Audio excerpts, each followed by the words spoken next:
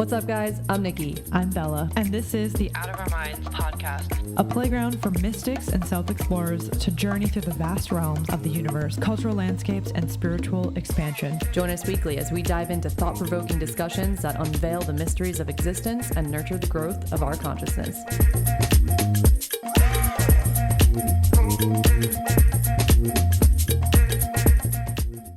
Welcome back to another episode of the Out of Our Minds podcast.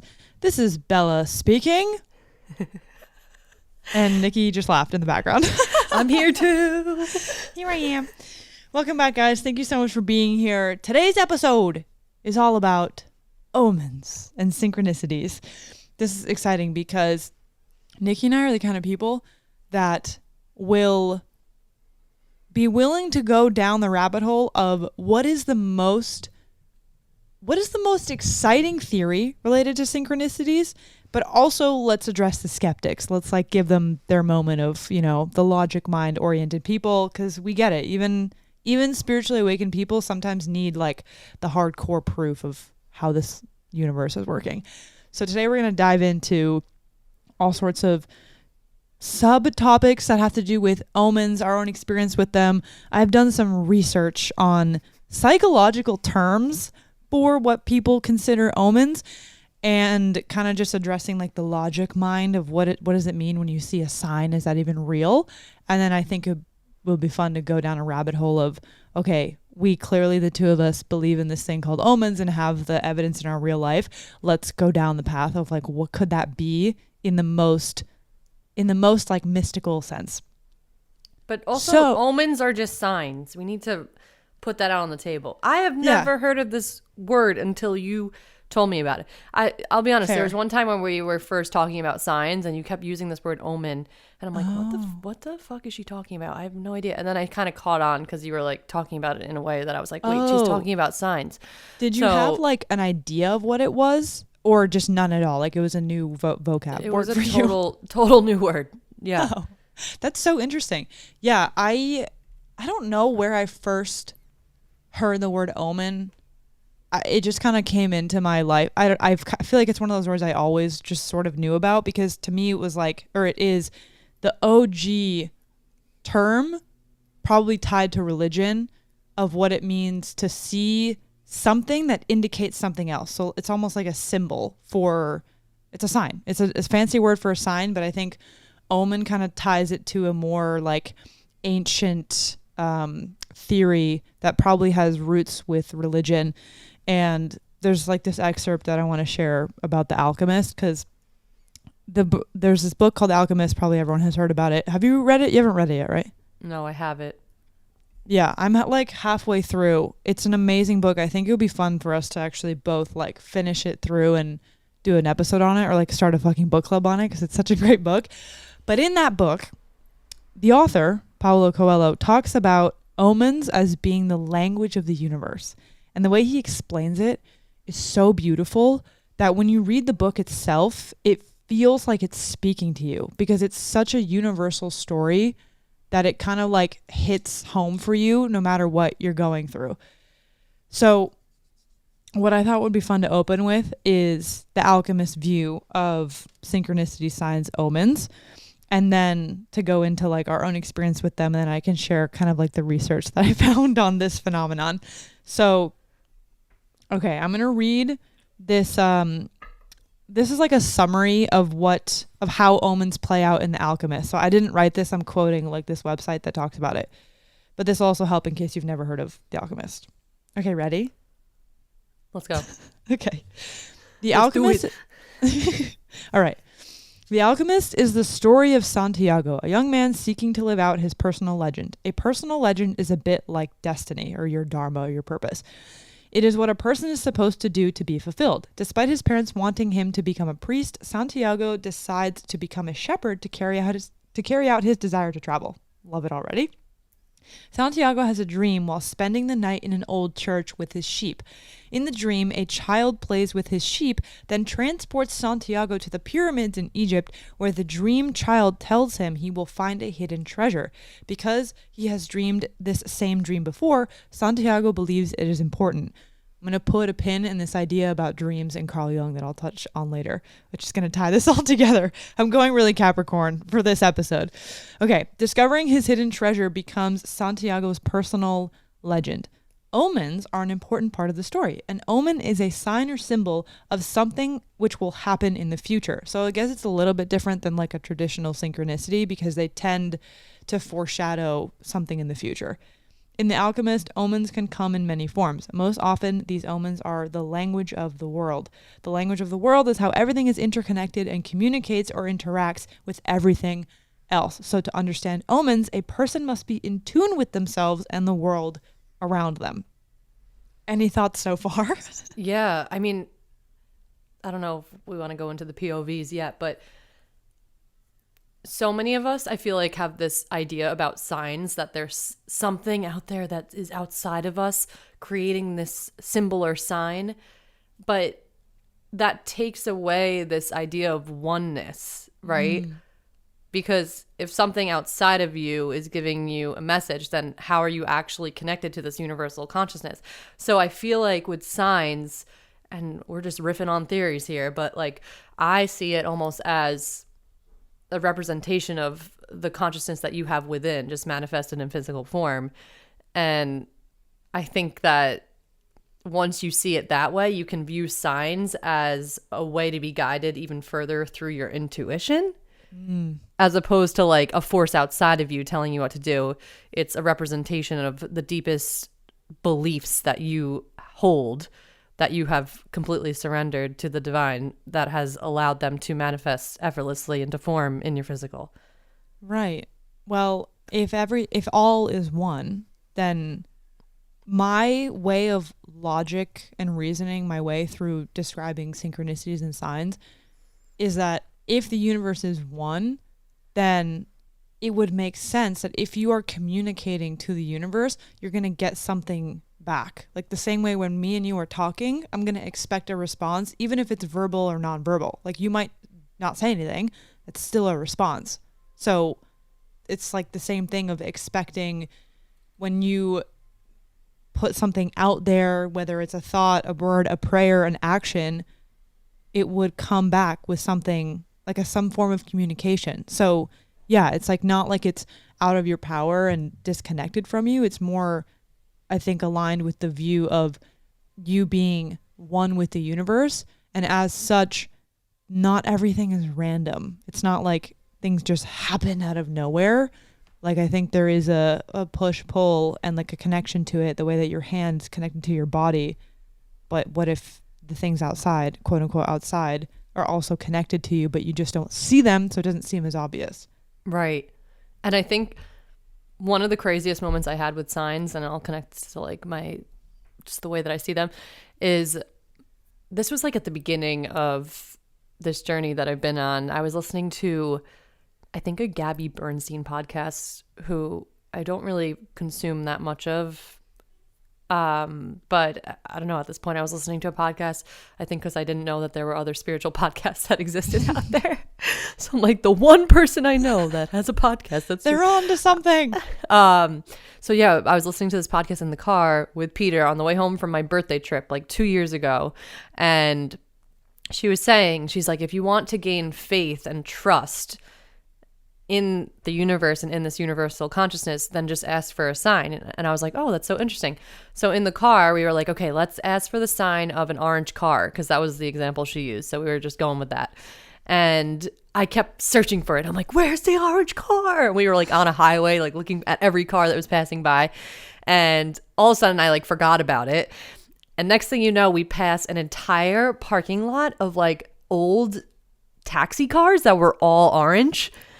And I was like, are you fucking kidding me? Oh my God.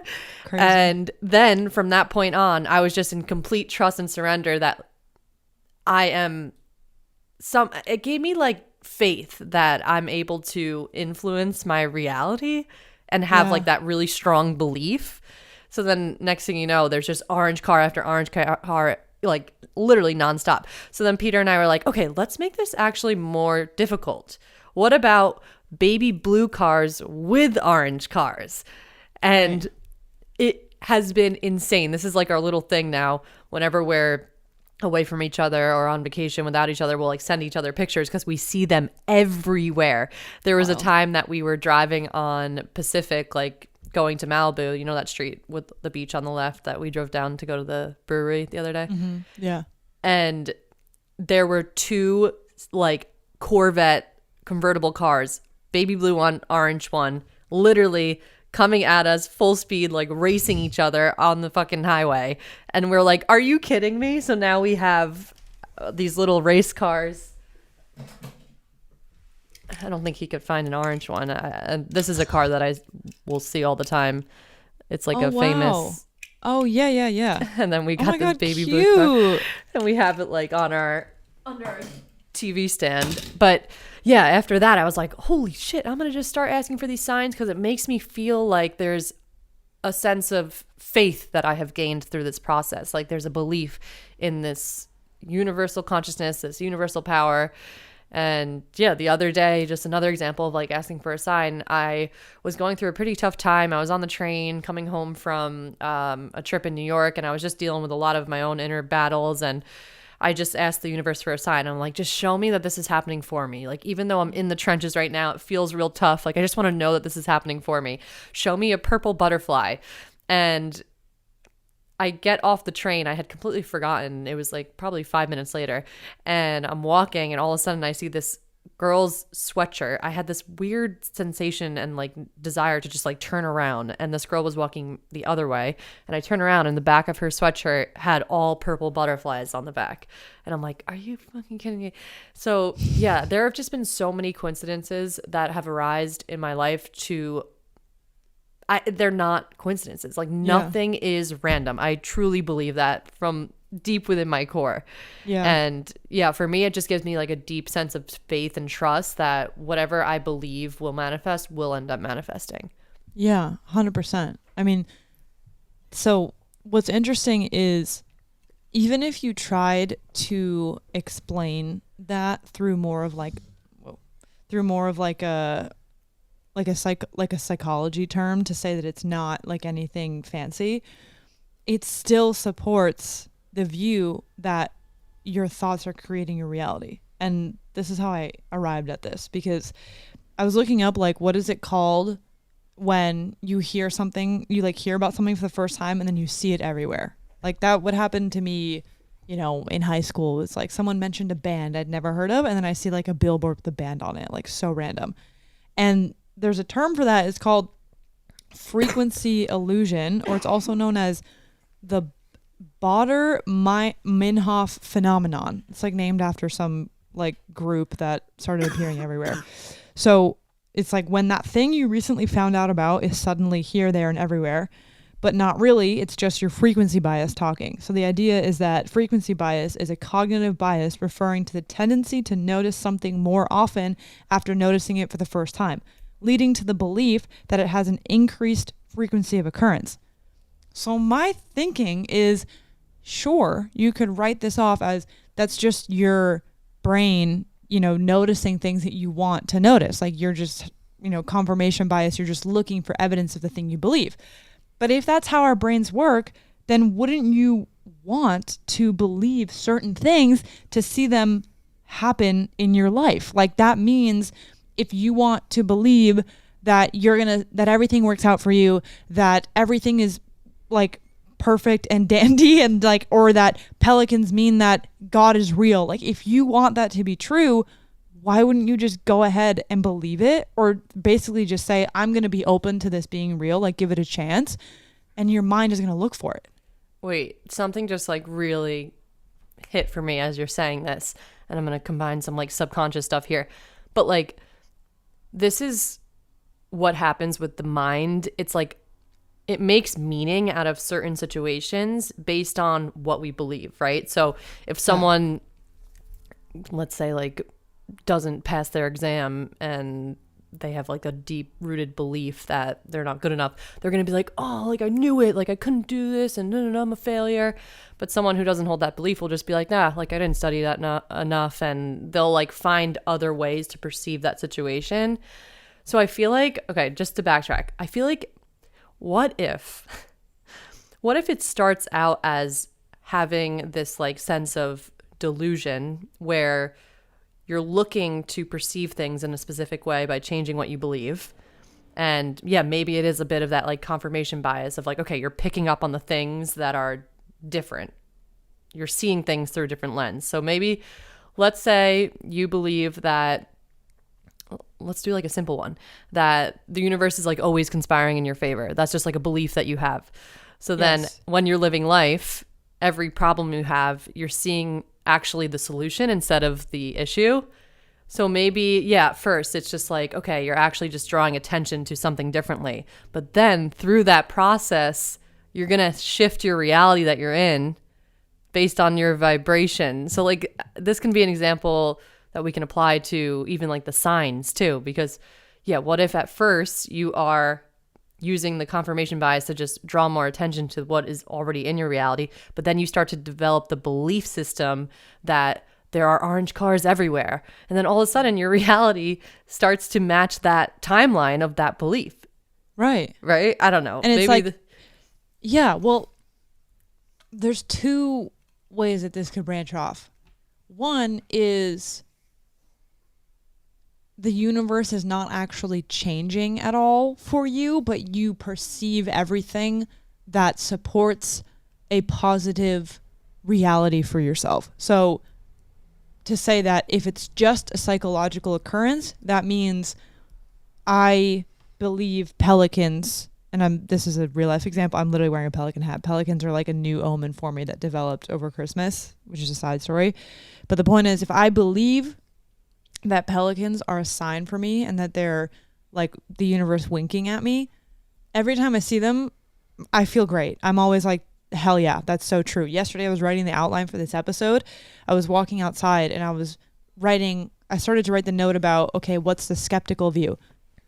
I wrote this note down and I, on the ground, saw a shadow of two birds flying over me. And I looked up, it was two pelicans flying over me very low to the ground. And I was like, fuck it, that's an omen. Like that's, for me, like that's a sign. So the point is, sure, pelicans live around this area. There's a beach nearby. Like there's going to be a lot of them. Fine.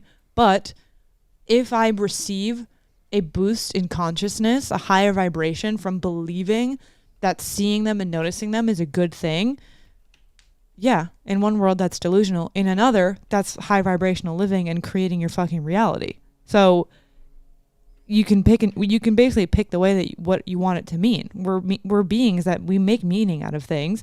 You might as well choose the path that says, every time I see a bunny, good things are coming. Why would you not want to believe that? And it's not that you're setting yourself up for like high expectations, because the other part of it is the practice of asking for signs always helps with detachment. Because like you said, when you forgot about it, it came through. Mm-hmm. So it teaches you in a micro level what it feels like to want something, to be looking for it, to let go of it and to not care. Because it's a sign, whatever. I don't need to see a pelican. Like, it's tiny. I don't actually need that to feel happy. You forget about it. You don't, you're not putting all this weight on it. You see it and you see it happen. So then you get that micro lesson of how can I expand that for bigger things in my life? And of course it's harder, but I feel like that is one of the easiest ways that the universe gives you this mini opportunity to learn how things really work, how the universe is actually conspiring in your favor. And synchronicities increase as you are in more alignment with the oneness. Yeah. Yeah. It's like the Duncan Trussell clip that I love I sent you is he talks about how synchronicities, or he says specifically like coincidences and synchronicities happen when he is making more conscious choices. And he's like, the analogy he uses is he's like hammering the metaphorical anvil, or what's an anvil? Is that a hammer or what is that? Do you know? I don't know. Okay, I might be fucking this up, but he's hammering the metaphorical anvil, and every time he hammers it, sparks come off.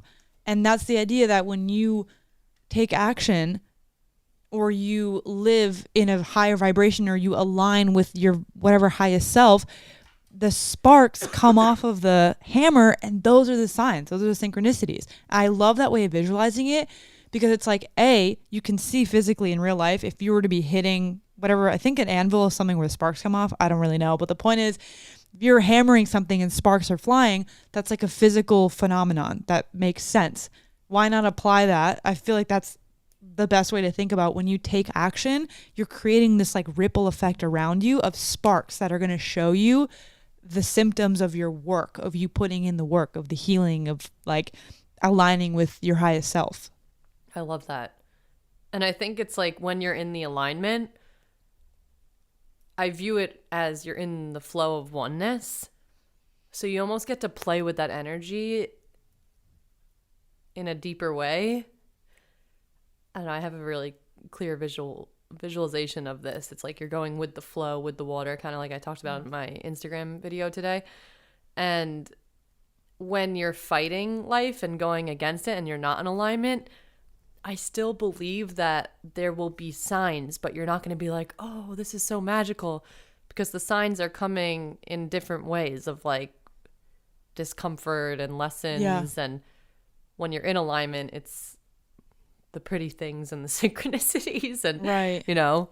Yeah. That's something that they talk about in The Alchemist is I feel like there's kind of a turning point for people where you weren't paying attention to the omens and the signs, maybe because you didn't believe in them or just because you weren't in alignment, or you were just ignoring them, right? Like the symptoms of your life of feeling anxious or not wanting to go to your job or your relationship is like draining you. Those are like symptoms that something is off.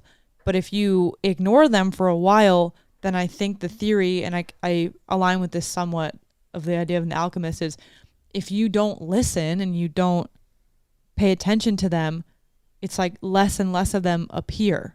So that's where it's like being, you know, it says being like in tune with yourself and the world around you is what increases the likelihood of you listening and perceiving them and then being able to do something about it. Do you believe we have free will? Like, yes and no. Oh God, what a rabbit hole question. Here we go. I haven't done, okay, interesting what I just caught myself about to say. I was about to say, I haven't done enough research to really understand the concept, which does make sense to be well informed. But the flip side of that is I'm my own person with my own experiences and my own intuition. So I should also just be citing my own experience of life and free will. The like ego me wants to be like, yeah, I'm making decisions here. Like I'm deciding right now to get up or down. But then there's other people who have, I feel like, somehow proven that, I guess, what's the opposite? What's like the theory that there isn't free will, that everything's pre-written, or what? Well, there's levels to this. Some people will be like, well, you don't have free will if you're not self-aware because you're just living by the programs of your mind. Like if you consciously desire for something, you're going to, at the end of the day, default to the subconscious programs of your mind because that runs 95% of the actions you take. So one would come in and probably dispute that, oh, you have free will if you're able to raise your consciousness, if you're able to observe the activity of the mind without listening to it, then that's where your free will comes in. But then there's another layer to this of like, okay, if we're believing in this oneness, and then once you get above the mind and you're connecting to your intuition, if that intuition is connected to a collective consciousness, then are you really the one that's being guided through that, you know? So even connecting this to signs, again, if we're believing that signs are a representation of what is within us, and there is that oneness, there is that connection, and the pulls we're receiving and the desires we're having and the connection we feel to that power and what we're doing with that, what if that is actually just a manifestation of one single part of the consciousness, the collective consciousness coming into form, right? And we're just we're the physical expression of that. So, right. And then there's obviously the dispute that, like, of course we have free will. Like, I can choose to pick up this pen and do all these things. But is the idea, like, where is that instinct coming from? Is that the question of, like, right? Who, I think like, it's is like, that really you? Is the that the further idea? you zoom out, it's like, wait, what even is free will? Yes, maybe. Are like, we think even about it. Alive? Think about it like in terms of like being in a video game. That player, let's say that player had a consciousness and a sense of self-awareness. Or let's say like a robot. Let's look at like AI, for example. Picture a robot that was just programmed to like be self-sufficient and do its own thing. And it has emotions and feelings and can talk to you. And if you asked it, like, do you have free will? It'd be like, of course, like, look at me do all these things. But really, it was it's just programmed. Yeah, so were we. Fuck. Okay. I see. All right. That actually helps. Okay. Yeah. If you think about humans from the perspective of coming into being with already so much in our DNA and in our essence as being defined, and that the journey of becoming who you are is more like a remembering process, meaning it was already there, then you would stand to believe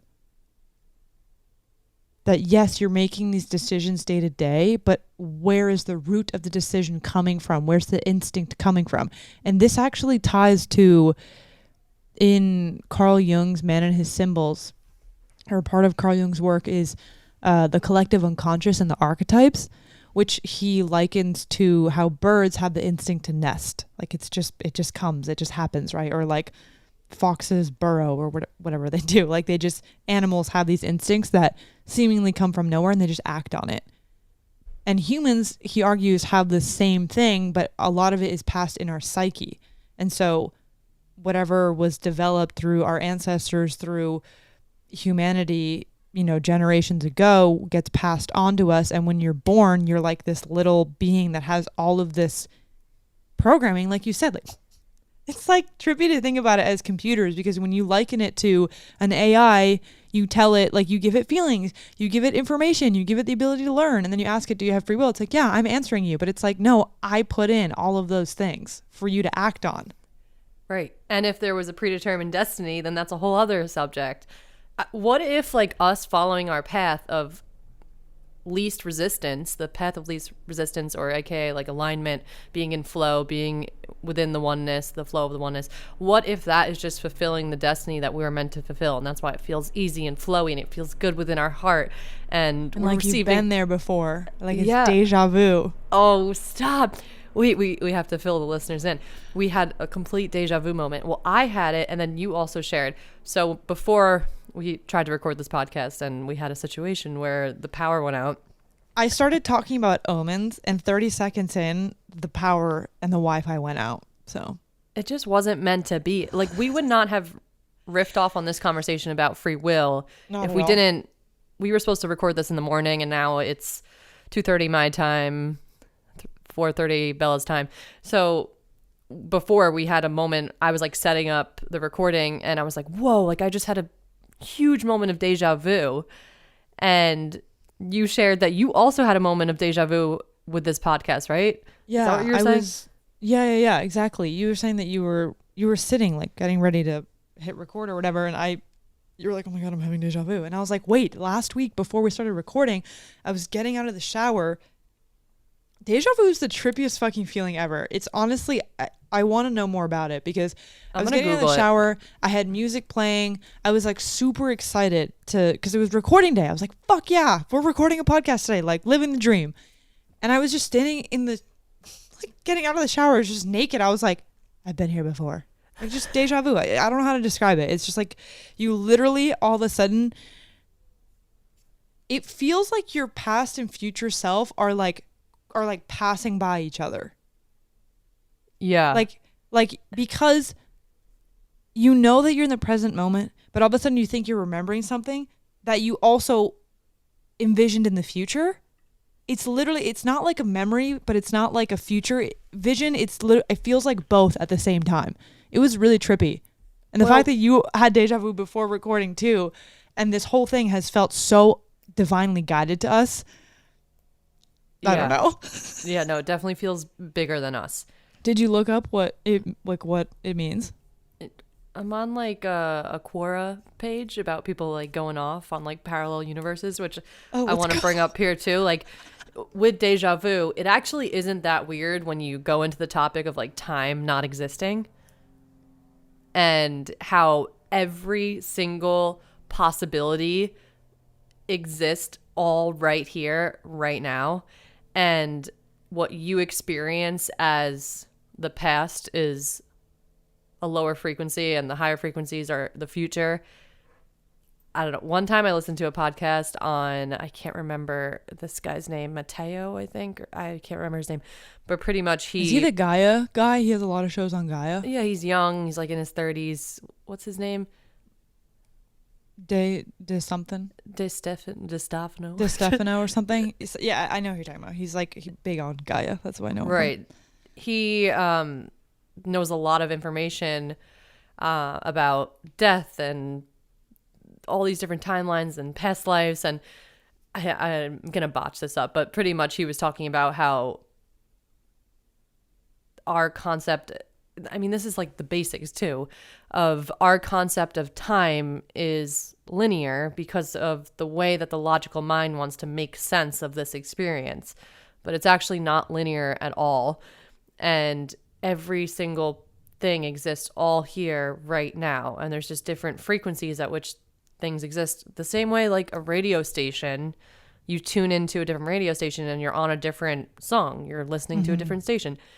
That's how reality works as well. And he said something really interesting that with changing the world, or I think this is actually someone else that said this, that when you want to change the world, you actually just change yourself from within and then you shift the world that you're on. Oh, yeah. Yeah. So because of, yeah, carry on. Every single person on that I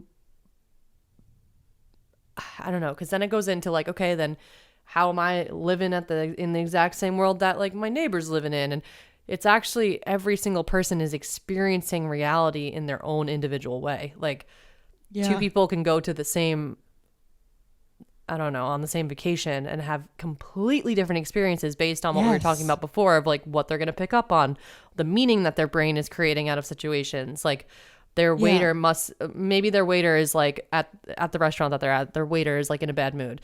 One person may be like, oh, this person's so rude and all of this staff is the worst. And then another person can go there and be like, oh, like this poor like person was not in a good mood. So I asked them what's wrong. Right. And like you know what I'm saying? Like we create our reality from within. Yeah. And we also, slight tangent on that, one of the things that fucking breaks my brain is to try to think about the fact that we will, at least we currently do not have the technology, both like traditional like hardware technology and like mental technology, to fully understand how somebody else perceives the world because you don't have access to their 5 or 6 senses. And that's like another reason why it's so important to talk to people who have different perspectives, because we literally are all we have different operating systems. Like we're all programmed a little bit differently and it affects how we see reality. And it's crazy to think, it's not even crazy. It just works that like people, my neighbors are all experiencing the same street differently than I am, guaranteed. Yeah. And sometimes you meet people who are on a very, very similar wavelength, like me and you. Have a very similar vibration, but we also see the world very differently in a lot of different ways. Like we have different beliefs and different hobbies and passions. Like we differentiate, but we are able, I think, to plug into like a lot of ideas in the same way because we have this similar wavelength. But nonetheless, it's still different. It's crazy to think about, truly. And it goes back to like why we're all here. Maybe whatever, this universal consciousness, one energy, wanted to experience itself in all of these different forms through these bodies, through different things that have consciousness, because each and every single person is experiencing itself through form in a different way and experiencing reality in a different way. And we're all so different. And I feel like that's how we all learn and grow and evolve from each other, is through the different perceptions that we all hold, because we're each being mirrors for each other for what we have within. This is also the craziest thing, is like just talking about like perceptions and the way people see reality. you don't even realize that the way you see reality is so individualized because it's the only way you've ever seen reality. Right. Until you have an awakening and then it completely shifts. Yes. And that's the craziest shit when you're like reading a book one day and all of a sudden it like shifts your perception on one thing. Like it totally annihilates a belief that you hold. And you're like, holy crap. And then all of a sudden the reality that you're in just looks so different. Yeah.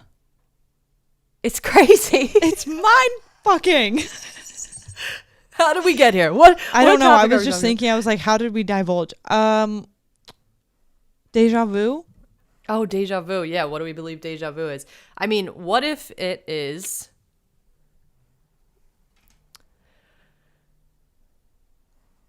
Oh, there's all these different timelines that exist, right? Like, what if there's a collapse in the disconnect between two timelines? Like, what if there's two timelines that cross?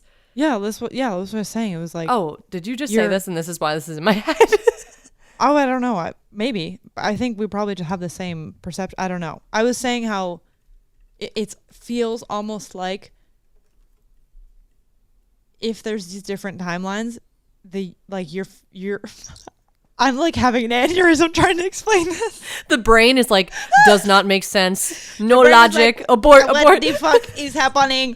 Okay, it's like the you that you perceive as your existence crosses a timeline with another version of you. And I think that's why it feels like you're remembering something, but you're also seeing into the future at the same time. Because in the moment of deja vu, you're like, I've been here before, but you also feel like you already saw this moment. Is that how it feels for you? It's literally it's like time warps for a second and you're like, you literally ask yourself, have I been here before? But it's like a moment of doubt too. Yeah, it's almost like for a split second, you're experiencing time as it really is, which is like that there's just one moment. I don't know. I'm saying word vomit because I don't actually know how to explain it, but I think it's my open mind that doesn't care about making sense says it is a peek into multiple timelines, that the fact that you visualize your future means that self version of you is doing that. And that's why people say like the vision you're having is for you. There's a reason why not every other person has the same vision as you.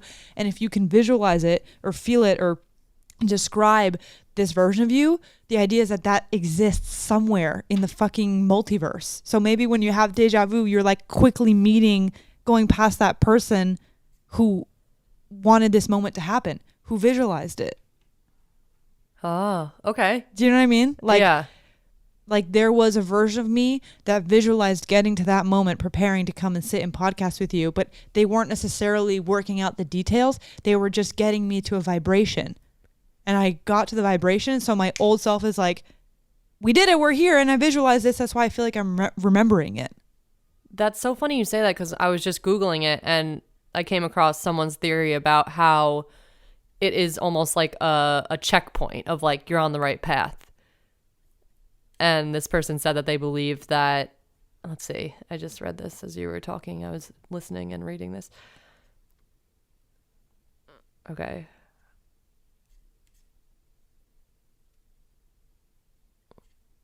When we reach a point on our path where a nugget is revealed, he's saying deja vu, we have a sense of remembrance, and perhaps we are reminded that some time ago we devised this life plan along with our soul group. Okay, he talks about that earlier.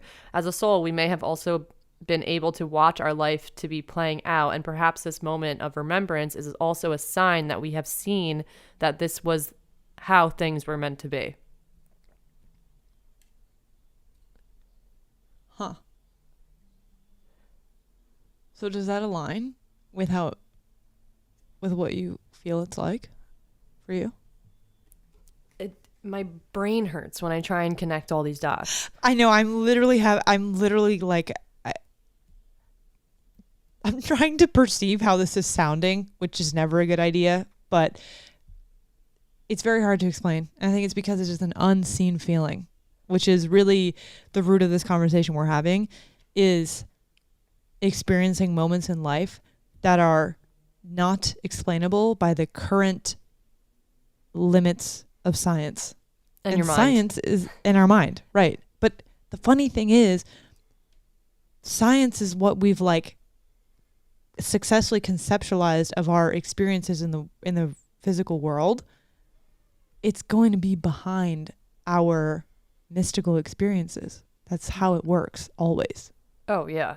It has to catch up to the spiritual until we figure out a way to quote unquote prove it and like bring the masculine into like the feminine.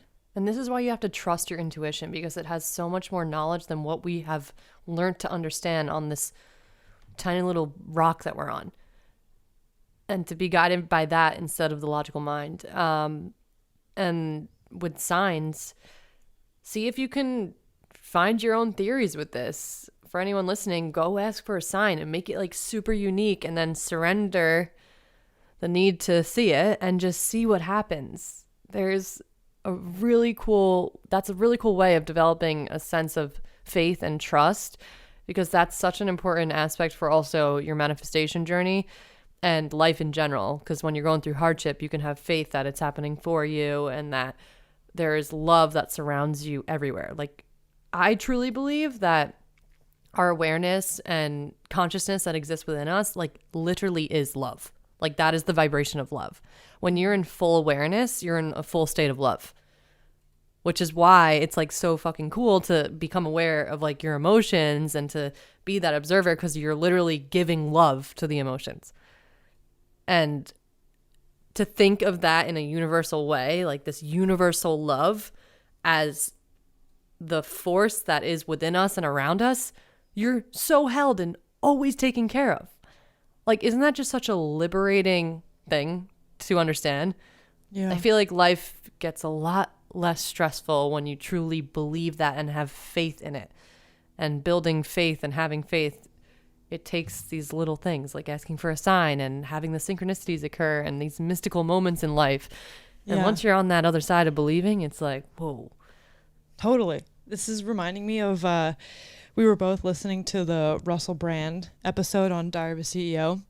It's actually one of my favorite podcasts. I love his interviews. But Russell was talking about basically how our format of like spirituality and these rituals and these mindsets, they're literally like coping mechanisms for being human. And like he was talking about how he has to do all of these things every day just to be sane.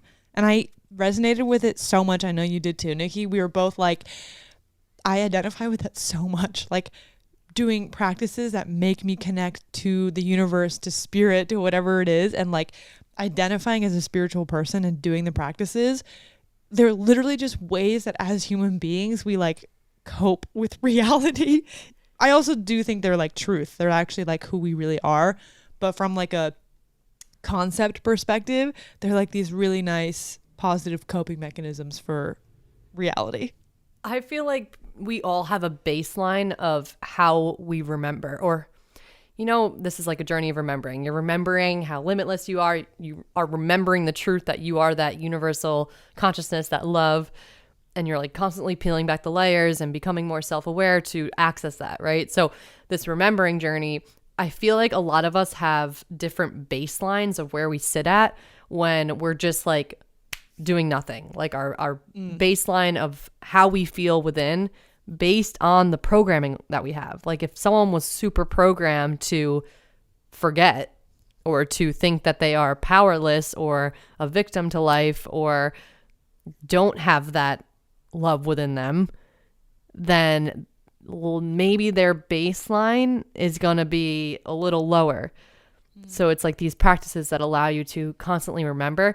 And I have noticed that like as I keep going throughout just like life, as I keep living each day, I'm like every day of my life as I'm like continuing on this little journey of just existing on this rock, I have come to realize that that vibration, the baseline, it like gets a little higher each and every time, because with more of the remembering, you gain more wisdom that starts to get embodied and you start to carry that around with you always, whether you're dealing with a forgetting phase or not.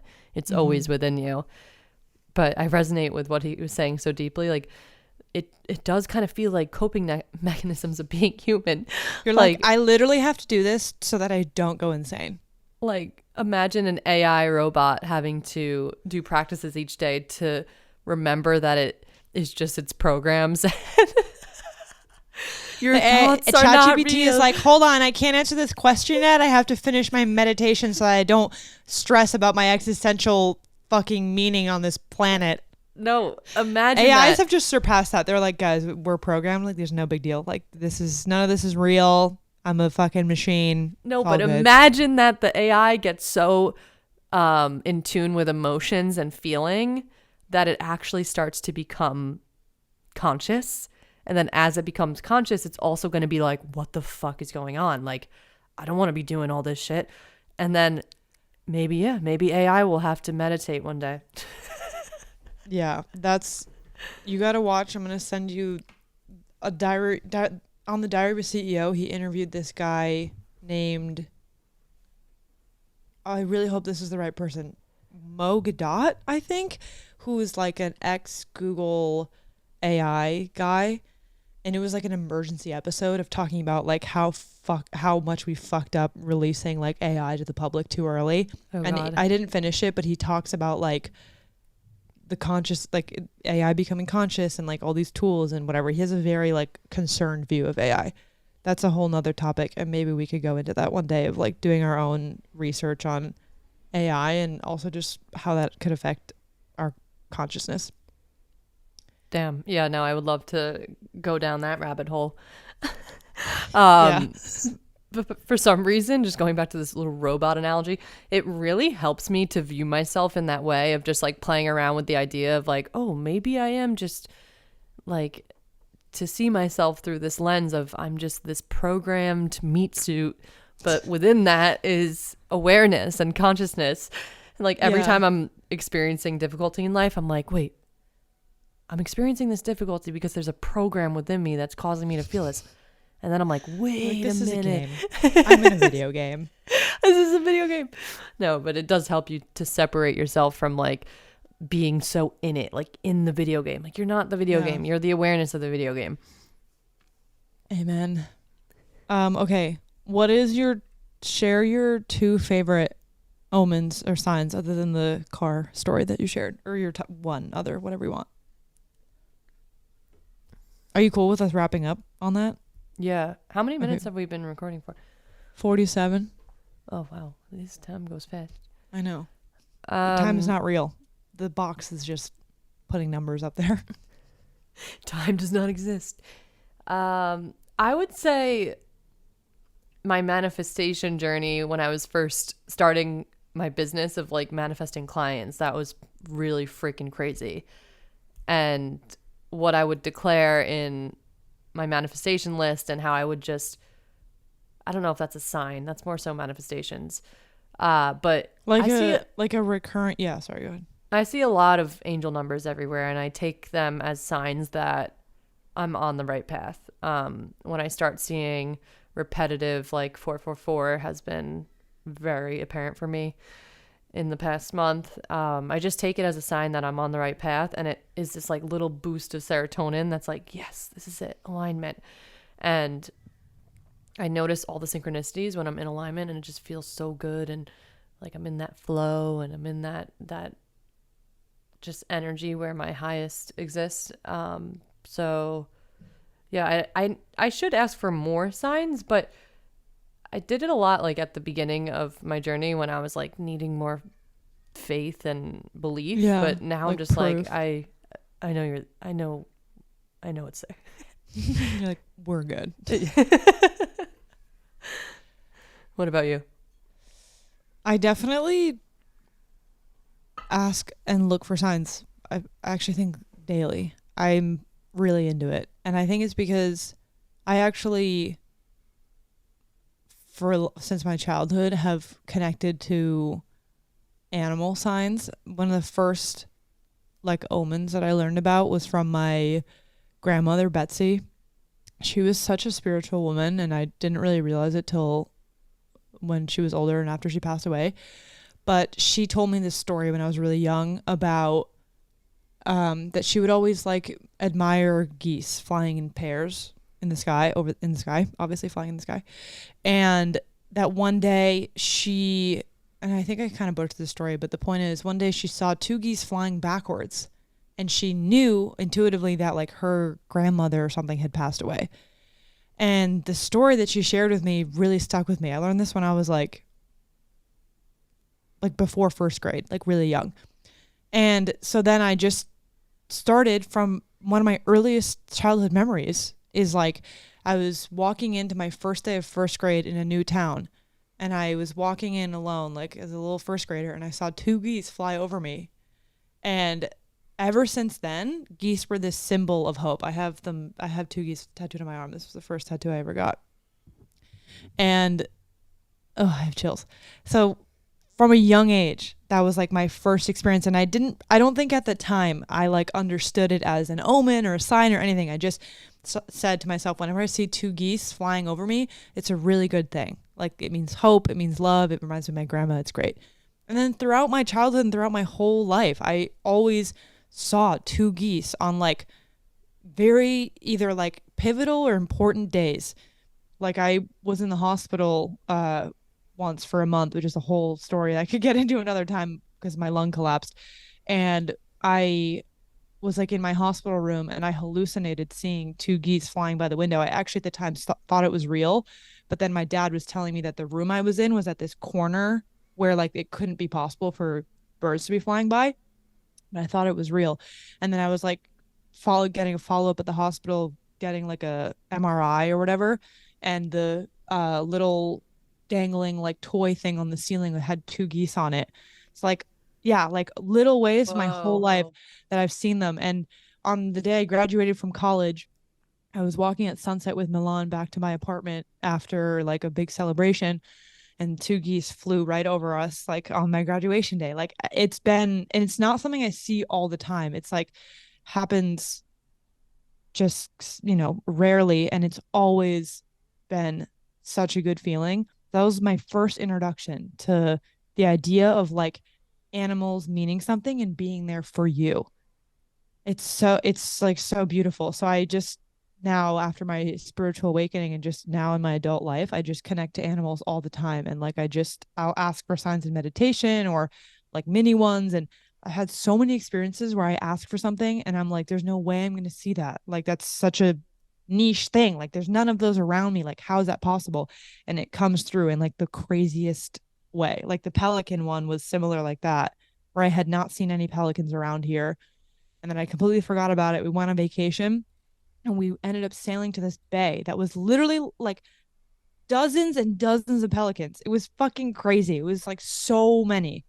So long story short, I definitely connect to like signs a lot. And it's something that every day kind of just brings me joy is to like assume that the universe and God and source is like sending me something to like be like, hey, like we see you, like we're winking at you.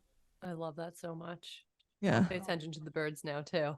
Yeah, birds are big. I think also one of my friends who's intuitive was telling me that birds are like a big thing this year of like they're trying to communicate with us. Oh yeah. Yeah. I actually thought of, I'll tell it quick. I thought of a cool sign. I may have told you this story. Yeah, I feel like I did. I went into like a microdose mushroom ceremony journey, and I was walking into the yoga studio, or actually I didn't see it walking into the yoga studio. Yeah, it was when I was leaving. And my friend who was hosting the event, she passed out these papers, and on the paper you're supposed to write like what you're calling in and what you're releasing. And I wrote, I want to call in like more creativity. And then I went into the journey and it ended up being this like really like it was super heavy. It was like a big release. It wasn't what I expected it to be. I thought it was going to be like light and airy and fun, and it was not, but it was exactly what I needed in that moment. And then as I was leaving the studio, I look at the wall that is like the window that's next door. It's like a yarning arts and crafts place. And on the window, there's all these helium balloons that are small with like their letters, the letter helium balloons. And they spelt out a sentence. And the sentence was, you must have a creative bone in your body. And I didn't even see that walking in. I didn't even notice that there was that place. And I was like, okay, universe, like I see you. Like, funny of me to try and like call in more creativity. Like, it's literally coming from within you. Yeah, it's also like such a funny way of putting it. You must have a creative bone in your body. It's like so funny. It's like I would never like think of that as a Yeah. I've actually heard on a few TikTok videos that like, it's a real sign from the universe when it comes in like a very creative and funny way. yes. And like not how you would expect it. Like Yeah, if you're exactly. Yes, that was my experience with the chupacabra sign. I like was in a meditation, doing a meditation, I asked for a sign. First thing that popped into my mind was chupacabra. I was like, are you fucking kidding me? Like, what? That's not even a real animal. Like, how am I supposed to see that? So in my mind, I like made a addendum to it and I was like, let's turn that into a cobra. And I ended up watching on Netflix. I was like scrolling and there was a movie called Chupa about a chupacabra. And we ended up watching a different movie. We ended up watching Goodwill Hunting. And there's a scene in it where he's in therapy and he's wearing this jacket and there's a cobra on it and it says the word cobra under it. And it was the same day and I told Milan about it. I was like, oh, I asked for the chupacabra sign and I changed it to cobra, but there's chupa on the Netflix thing. Like I got it. We watched the movie and he goes, dude, it says cobra on that guy's jacket. And we were like, what the fuck? Like I got both in the same sitting wow. after thinking it wasn't going to be possible. Like, Whoa. yeah. I want to think of like a cool one that I can ask, but I can't think of something right now. I'm on the spot. But I definitely want to put this to the test. Yeah, for sure. Yeah, everyone, if you're listening, call in a sign. Like maybe you don't have to do it right now. Like maybe when you meditate or something, just ask for a sign. I usually literally go for the first thing that pops into my mind and then just surrender to it and let us know. I want to hear the signs stories because they're always so fun and they come through in like the weirdest ways that you would just never expect. Yeah. And surrender into not knowing how this all works. Because Be whatever, okay who with the cares? It's unknown. fine. If it doesn't show up, like whatever, it's fine. Who cares? You're fine. Surrender, surrender. Okay, and that's a wrap. Amazing. Well, thanks for. You want to wrap it up? I feel like you can wrap it since I started it. All right, guys. Well, thanks for listening. Hopefully you go out there and catch your signs like little Pokemon balls. Pokemon balls, not Pokemon bowls. All right, guys. Thanks for listening. We'll catch you next week. Bye.